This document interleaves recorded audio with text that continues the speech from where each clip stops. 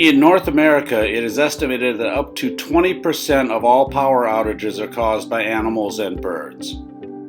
ReliaGuard offers products and solutions to all electric utilities facing this critical issue. This video focuses on ReliaGuard's eel slider.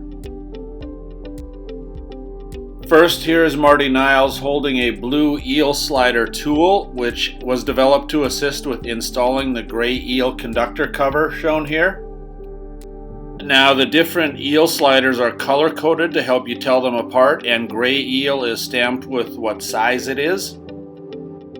And so to install, you simply insert the gray eel into the tool, making sure the profile is centered on either side.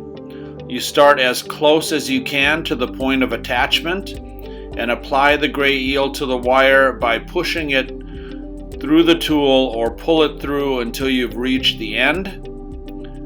You slide the gray eel up to the connection point and then inspect the seam to ensure that it's properly closed around the wire. And finally, remember folks, cover-up works, and the best fitting cover-up works best.